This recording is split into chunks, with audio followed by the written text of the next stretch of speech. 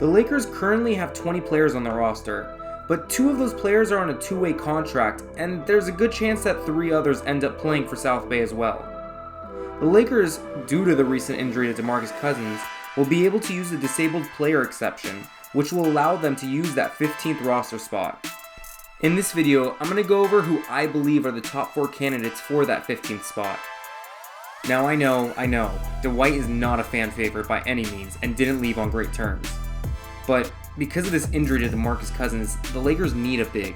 The 2 biggest things that Dwight would bring to the Lakers is his rebounding and his paint protection.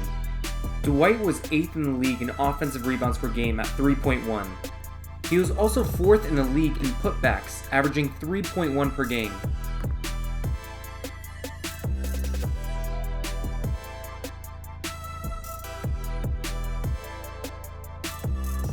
Dwight also averaged 1.6 blocks per game. He also held opponents to 54% shooting from 10 feet or less from the basket.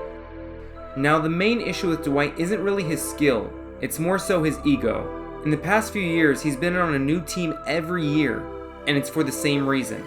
It's a risky move that the Lakers are considering taking, but there might be a better big man available in free agency, one that might come up a little bit later in this list.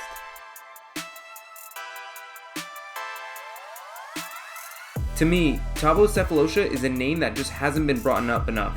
Sefolosha shot the ball really well for the Jazz last season. As you see here, Sefolosha shot 42.9% on catch and shoot threes.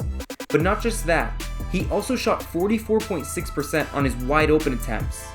He had 1.3 attempts per game, which you can imagine he'd get more with this team.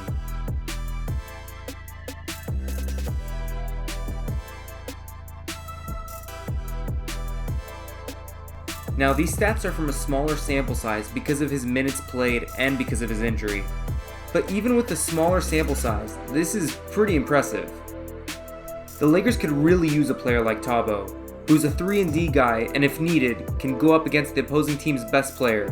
Sefolosha is a patient defender and does a great job of utilizing his 7'2" wingspan.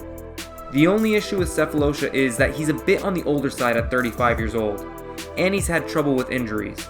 Other than that, I'm just still confused as to why a team hasn't signed him. Like I said earlier, there's someone I would much rather have than Dwight, and I'm sure you guys already knew the answer to who this was. Joakim Noah obviously isn't DeMarcus Cousins. He can't shoot like DeMarcus Cousins. He can't play in the post like DeMarcus Cousins. But one thing that Noah does just as well as Cousins, in my opinion, is pass the ball. Noah's always looking for the open man, and does a great job of finding cutters. He can also even lead the fast break. I think the pairing of Joakim Noah and Anthony Davis will be a good one because Noah's going to always be looking for Davis. As you'll see from these clips, Noah actually does a really good job of finding players in the post.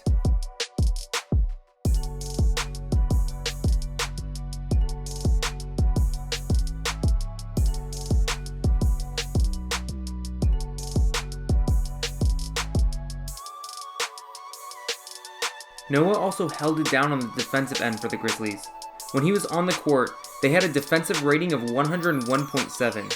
When he was off the court, they had a defensive rating of 110.3. And at first, I have Iguodala.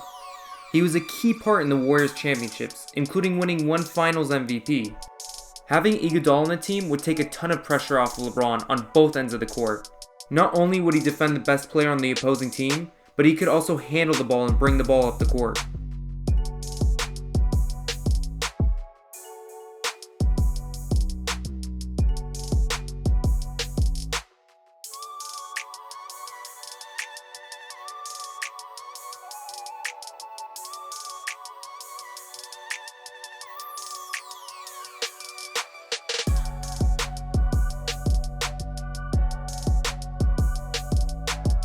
Iggy held opponents to 43.3% shooting. The Warriors had a defensive rating of 104.4 with Iggy on the court. Off the court, they had a defensive rating of 109.3.